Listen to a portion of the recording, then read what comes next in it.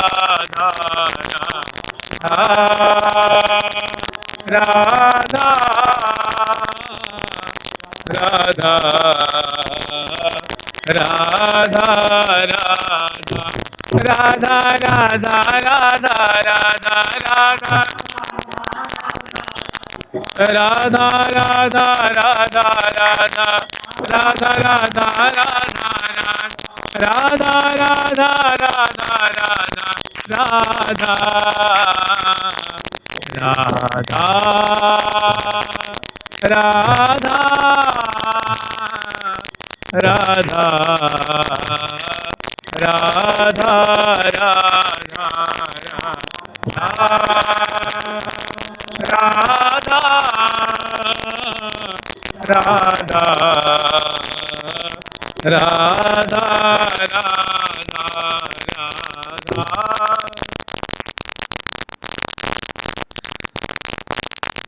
एक छोटी सी आख्यायिका है, छोटी सी घटना है।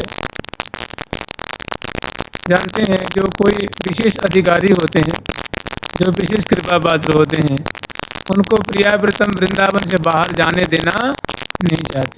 वो खूब जाना भी चाहते हैं तो उनको वो नहीं जाने देना चाहते। आप लोग तो इसमें से श्रोता में से कोई दर्शन भी किए होंगे, हमने तो उनका दर्शन किया था। 2005 में संभवतः उनका धाम वास हुआ है, इसी श्री धाम वृंदावन में पधारे। परम पूज्य भक्तमाली शिरोमणि श्री मथुरा दास जी महाराज, उनकी जब कथा होती थी भक्तमाल की तो रोडों पे लाइन लग जाती थी। मैंने हॉल में इतनी जगह नहीं होती थी, गलियारे में इतनी जगह नहीं होती थी, तो जो दुकानें होती हैं वहाँ जैसे ग्राहक लोग नहीं बैठते हैं पाँव बाहर करके दुकानों में, वैसे लोग दुकानों के आसपास में नालियों के ऊपर जो सीढ़ियाँ बनी हुई वहाँ बैठ जाते थे और सुनते थे। तो वे मैंने बड़े धामनिष्ठ, अनन्य, सुविद्वान, सुलझे हुए सिद्ध महात्मा और बड़े दैन्य गुणों से वो समन्वित थे।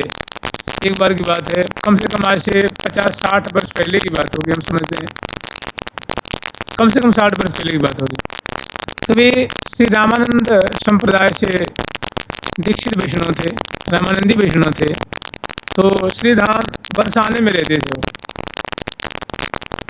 पहले तो अयोध्या में रहे, फिर कहाँ रहे, फिर उसके बाद वृंदावन आए।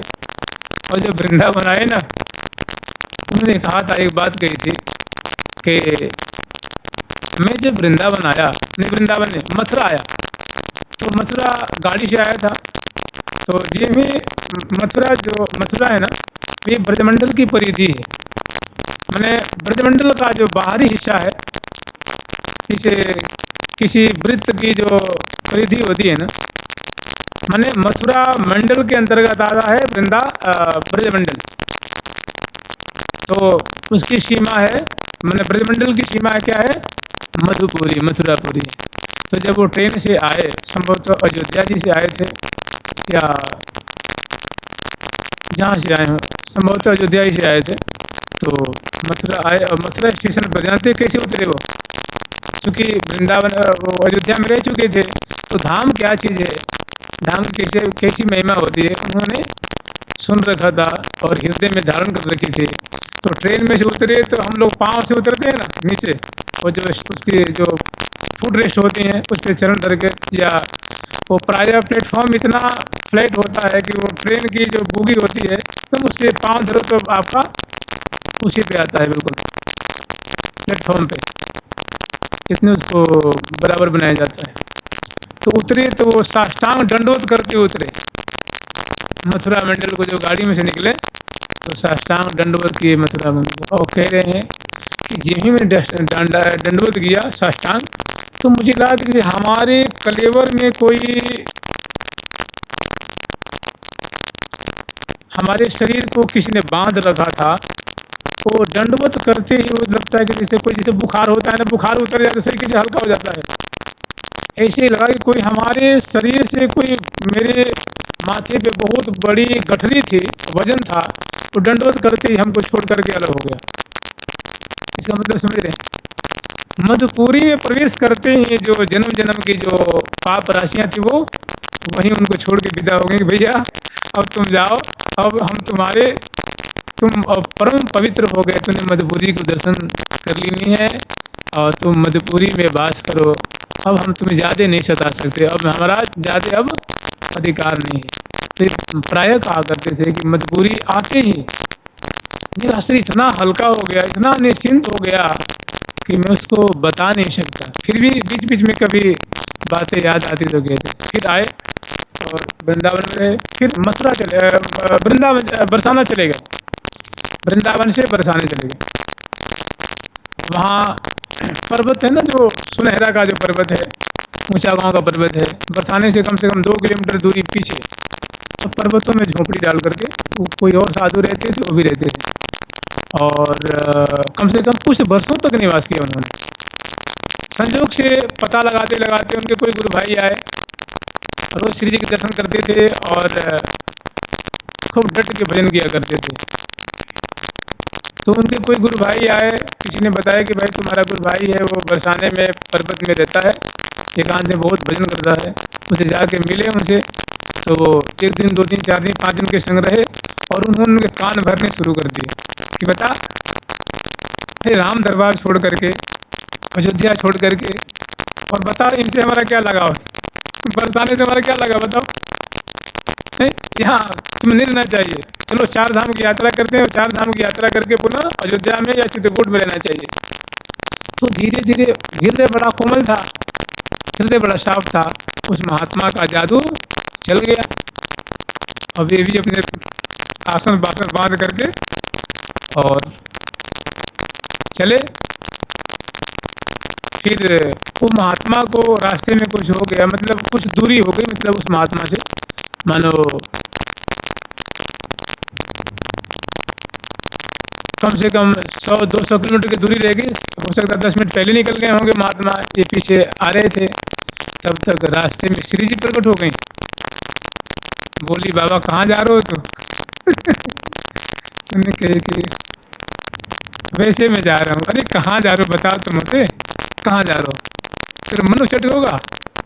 तो कह रहे हैं कि ऐसा है कि तो का रोटी ना मिले यहाँ चिकन, तो पानी की कमी है कि रहने की कमी है कि रोटी की कमी है, क्यों जा रहे हो यहाँ से। तो वो कह रहे हैं कि नहीं वैसे जा रहा हूँ। कहाँ जावे को तो, ब्रजमंडल का तो खारो लगे। तो नहीं ऐसा है ना कि देखो बात ऐसी है कि हम सीताराम जी के भक्त हैं और श्री जी से हमें क्या नाता है, राधा रानी से हमें क्या लेना देना है।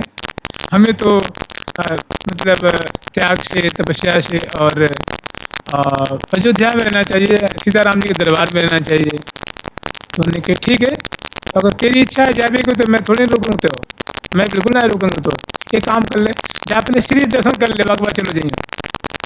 तो लाली प्रकट हुई रास्ते में, बोली कि कम से कम श्री अभी तू जा रहे हो तो कम से कम तेने इतने दिन वास करो है ब्रज में, बरसाने में, तो जाते वक्त कम से कम अंतिम दर्शन तो कर ले। उनके मन में बात जच गई, बात सही कही।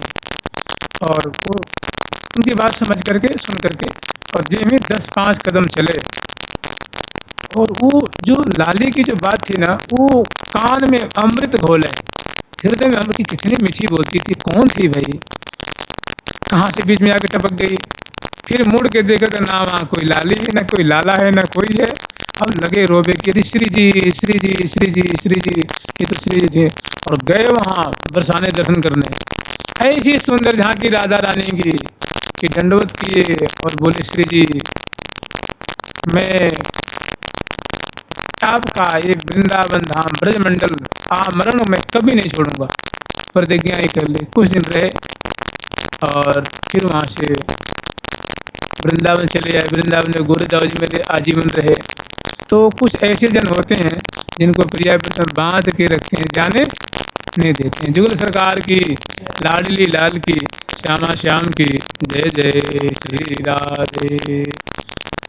प्यारी प्यारी प्रीतम प्यारी प्यारी प्यारी, अरे प्यारी प्यारी